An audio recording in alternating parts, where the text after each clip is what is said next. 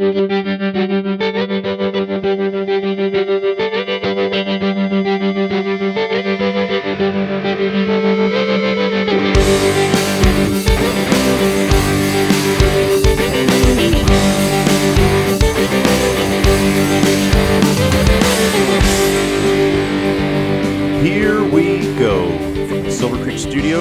Jared, and this is the final Spring Training 2019 episode of BFIBs Almanac.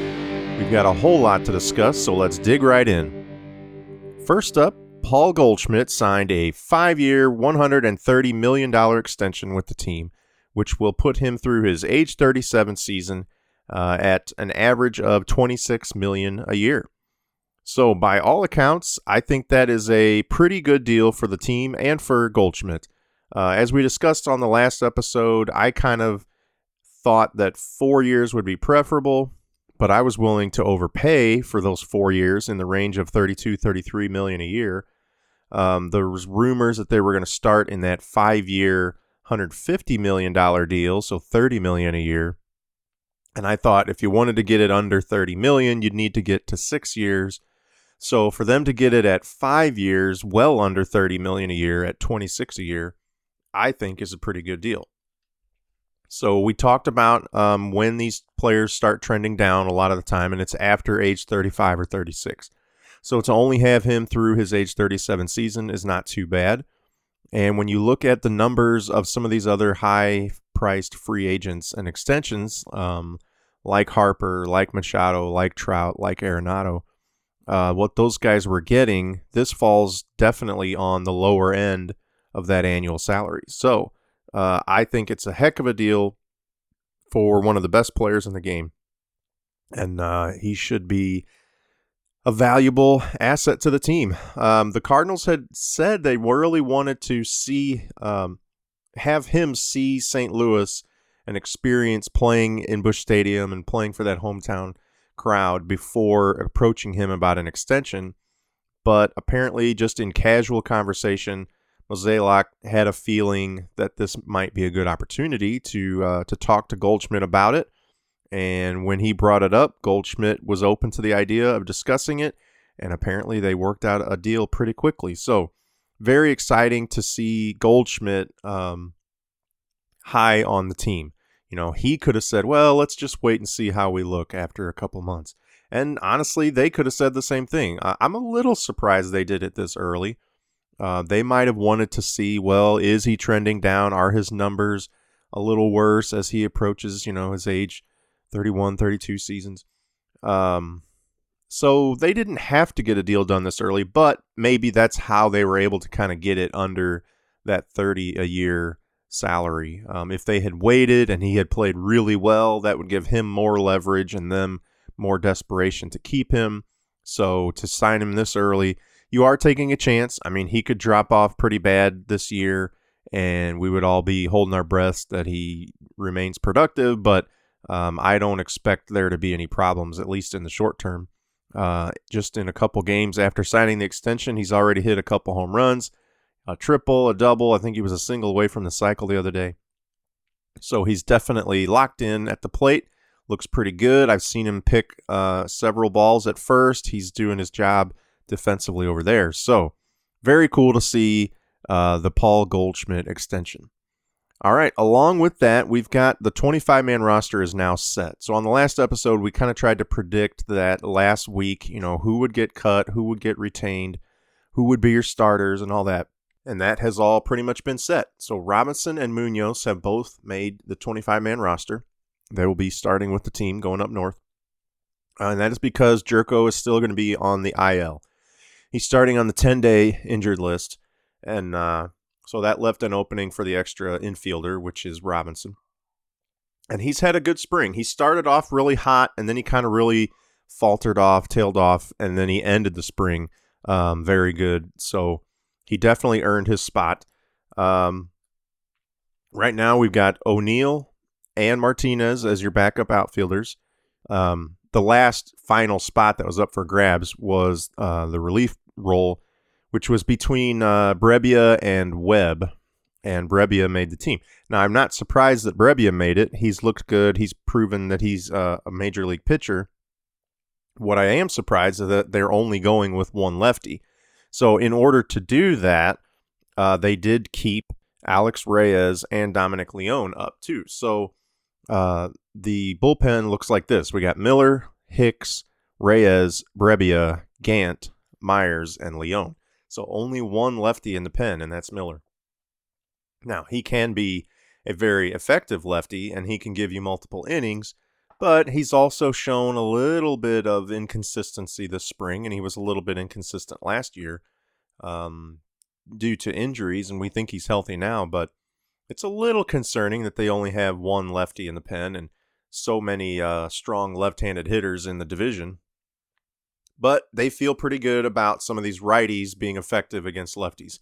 Reyes and Leone in particular are considered to be effective right-handed pitchers against lefties. So they don't seem worried enough to do anything about it to keep a lefty up. But you never know. Brebbia still has options. Some of these guys have options and could be sent down for a weekend series and call up a lefty or something. So we'll see. But right now, you do have Robinson, Munoz, O'Neill, Martinez, and Wieters on the bench. So you do have your 5-man bench, your 8 starting players, your 7-man bullpen, and your 5-man rotation. Speaking of the rotation, that has changed a little bit from what we expected. Not the guys that make up the rotation, but the order. So the first 4 games are going to be Michaelis, Flaherty, Hudson, and Waka. So I think everybody kind of assumed Hudson was winning that 5th starter role, and at least in the sense of the order of the first time through the rotation, he is 3rd. He's even up before Waka. So I'm not sure if that has to do with matchups, because all 4 of those guys are going to start in Milwaukee, so they're not playing different players. It could have to do with scheduling down the road. Maybe in the next series, they're going to want to see, Hudson facing a particular team. I guess it would be that first home series where Flaherty gets the home opener. And that's the Padres. So maybe there's something with that. But then again, you'd have Waka in that same series. So I'm not really sure if that means anything other than just their performance on the field. So kind of interesting.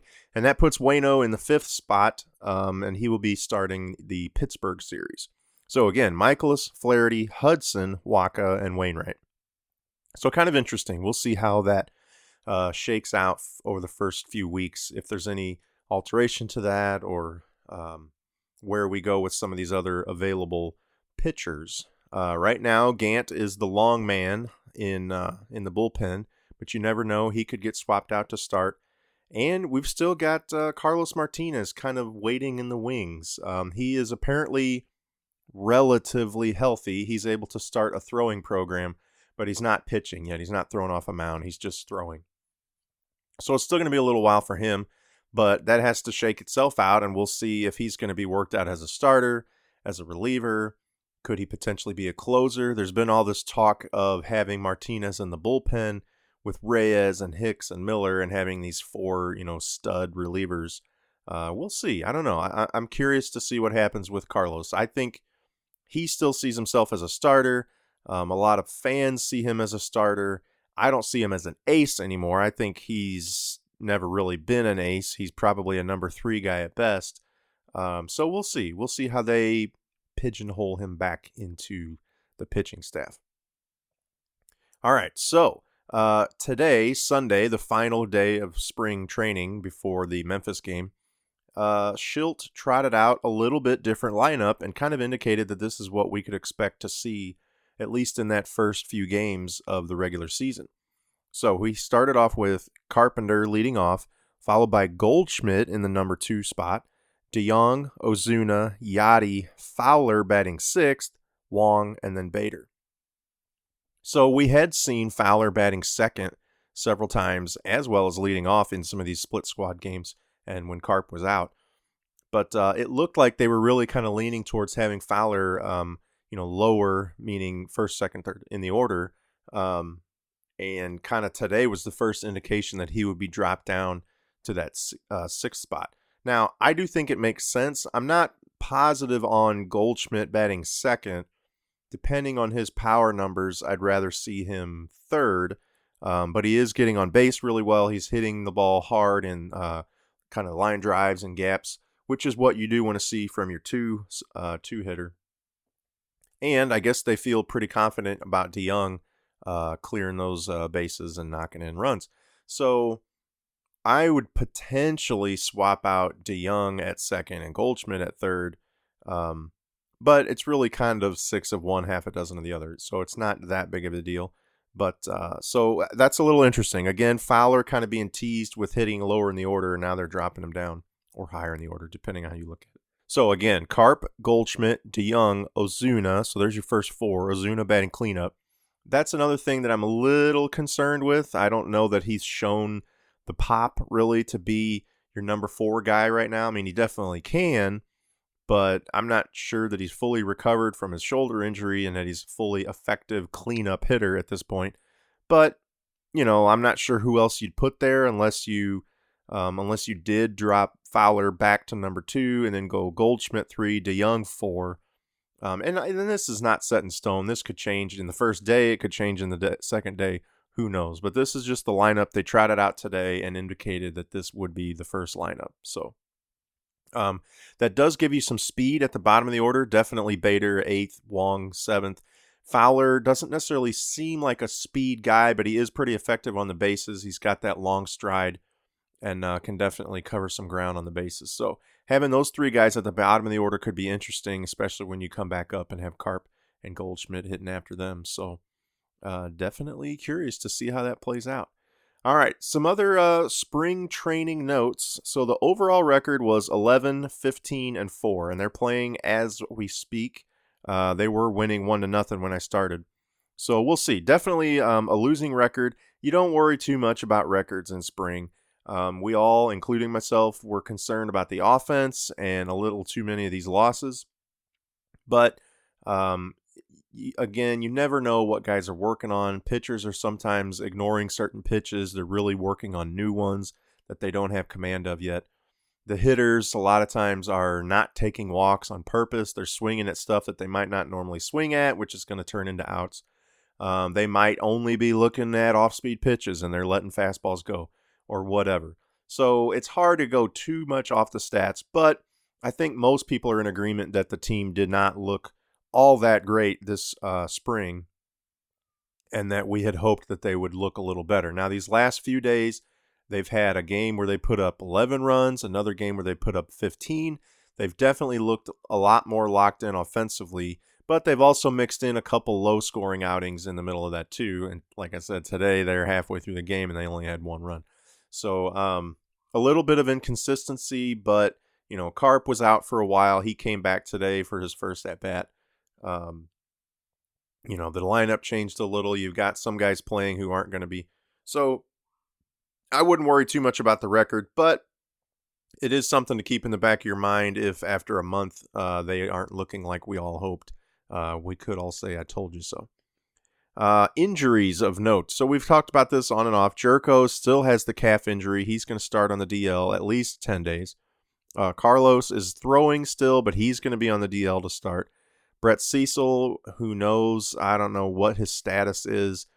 He's injured. He's still having issues with this numbness, this nerve irritation. So they're trying to let that sort of play itself out. But I don't know if he's going to have surgery, but he's definitely going to miss some time. And another guy that we haven't really seen anything from, but that was talked about in the winter as a potential bounce back candidate, is Luke Gregerson, a reliever that we had very little last year, but a veteran with a long track record of effectiveness.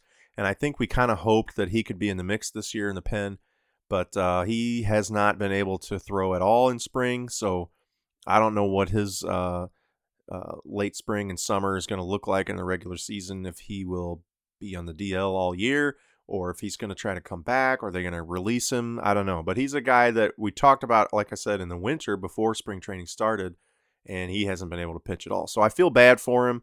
But, you got to be on the field to compete. All right. Names to watch. So some guys that we've seen in spring. Some of these guys are AAA prospects. Some of them are single A, double A guys, but we got Nolan Gorman, and this is the young kid, 18, 19-year-old, who is a power hitter, third baseman. He's not going to contribute to the big leagues this year. At best, I would say next year. But he is definitely working his way up through the minor league system. So he is a power guy, left-handed bat, name to watch. Dylan Carlson is another guy. This young, not as young as Gorman, but a very effective lefty hitting outfielder who he's another one of these power guys, but he seems like he's a little more versatile. He's not just a power guy, but he had some good showings in spring training. A little inconsistent. He had some bad outings too, but he's still young. I think he's definitely going to be on the cusp of contributing maybe next year. Dylan Carlson. Ryan Helsley, another fireballer out of the rotation and bullpen.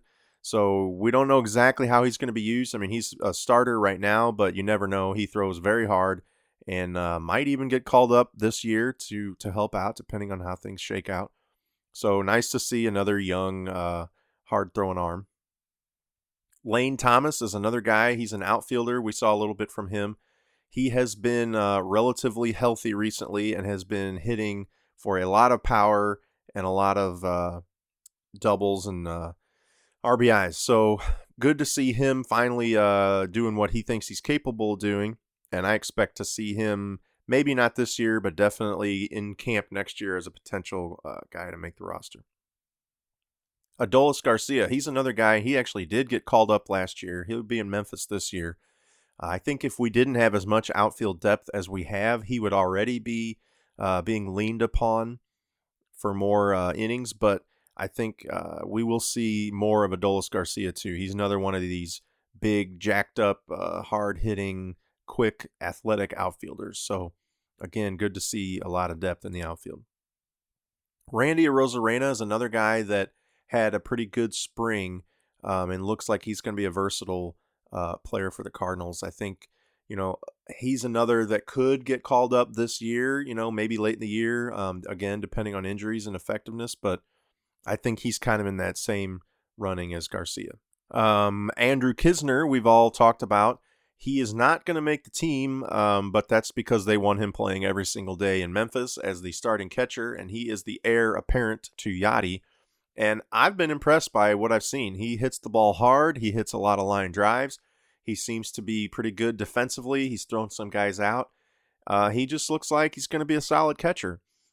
I never really was all that impressed with what I saw of Carson Kelly. Now, I definitely had a limited exposure to Kelly, but, you kind of just took the word of all these scouts and managers in the minors with Carson Kelly. But what I saw of him never really impressed me that much. He just didn't seem to put it all together. But with Kisner, just in the limited number of games I've seen him play, he looks really good. So, I'm not saying he's going to be as good as Yachty. I don't think anybody will be defensively. I think he'll hit better than Yachty. So when he does eventually take over, it's going to be nice to have a catcher who's contributing, hitting in the middle of the order. But I think it's exciting to see what we got with Kisner. And finally, Max Schrock. So again, if you recall, we traded for Schrock in the Piscotty deal. So that deal really was all about doing right by Piscotty and letting him be closer to his family and his mother who was dying. But we got Schrock as the main piece, and Munoz was like the secondary piece of that trade. And Schrock got hurt right away, and so we never really got to see him until this year.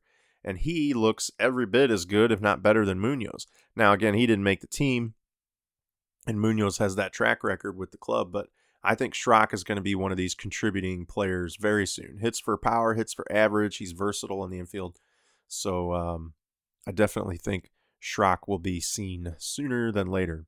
All right. So a lot of positivity on the team. A lot of guys starting to come around offensively. We've got a lot of depth in the outfield, the infield, the rotation, the bullpen. We just got depth everywhere. But there are some reasons for concern. So let's go through those. I think the number one reason to be a little worried is inexperience. We've got a lot of inexperience in the rotation. And really, just in Hudson, as far as major league experience. But you've got Flaherty now as your number 2. He has yet to play a full season. Last year pretty much could be considered a full season, but he didn't, start at the beginning. Even if it was his first full season, this would just be his second year. Michaelis, as good as he was last year, and he does have previous major league experience, and he did play in Japan, this is, his first time as the ace of the team. To be counted upon as the ace, to be lined up with the other team's ace in all these series, he's going to have that extra pressure. So we'll see how he does with that. Waka is a seasoned veteran at this point. If he stays healthy, you pretty much know what you're going to get from him. But Wainwright is in another kind of new position as being that fifth starter, so to speak. He is dealing with a new pitch repertoire. He does not have the velocity that he used to have. He's still got that curveball, but he has to be able to command it. He's going to have to use some new pitches at new speeds, slower speeds than he's used to.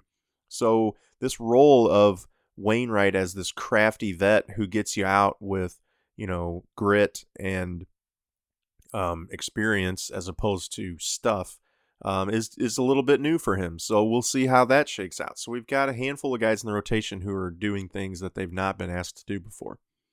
Same thing in the bullpen. We've got Hicks is still new. We still don't know what his role is going to be. They're unofficially making him the closer.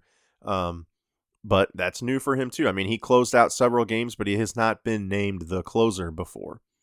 We got Alex Reyes in the bullpen. Again, he's not been healthy. It's been a while since he's pitched. He's never really been a reliever. He's always been a starter. So how's he going to handle that role? Similar with Gant. Now, he gave us a lot of good innings last year, and I think he's not as much of a concern. But, he was being positioned as a starter, and now he's a reliever. How is he going to handle that? Myers, Leone, again, guys that don't have a ton of innings on our bullpen. Miller is a veteran for sure, but he's coming off injury. He might be having to make some adjustments. So, we've got a lot of guys in the pen who are doing things that they, again, like the rotation, have not been asked to do before. So we'll see how that all shakes out. Now, with the position players, there's not as much concern as far as experience. There are some young guys, but overall, you got plenty of veterans and veteran backups that can come in and do their job. So now where I am a little concerned on the position players is Fowler and Ozuna. So both of them had pretty terrible 2018 seasons. Ozuna's wasn't as bad as Fowler's, but by his standards, by our standards as fans, it was not a very good year. And he's not really off to any better start this spring. He's still recovering a little bit, but he's out there every day playing. He's going to be starting the season as a full-time player. So we'll see. Do these guys bounce back to their normal numbers? If so, great. They're going to be fine. Their team's going to be fine. But if both of those guys struggle, we have the depth to back them up. But if we don't have a manager or GM who's willing to make that decision, then we might keep trotting those guys out there, even if they're not performing, just because they're veterans, because they're getting paid, and they may want to give them as much a shot as we can, but that could be to the detriment of the team. Similarly, Harrison Bader's still not really hitting. When he gets on, he's a weapon. He's a base stealer. He puts pressure on the defense. He can score from any base, but he's not getting on base very much. He's still striking out way too much. He's way too susceptible to the breaking pitches, off-speed pitches. And we'll see. He can be your eighth hitter, and you don't have as much pressure. But you don't like to have a hole in your lineup that is an out every time up. So we'll see if he can turn that around, and if Jeff Albert can get him hitting. Another kind of big question mark is Carlos Martinez's role. At this point, he's going to be on the IL, so he's not even going to be on the team. But what's he going to be capable of doing when he says he's healthy again? Is he going to be an effective starter? Is he going to be an effective reliever? Is he mentally ready to accept whatever role they give him? He says he is, and he could be. He pitched in relief and closed games last year and was very effective at that. So there's definitely reason to think he could be. But if he realizes he has fully been replaced as a starter and is no longer counted on, is he going to go into that pouting mode, that I don't care anymore mode? I don't know. We'll see.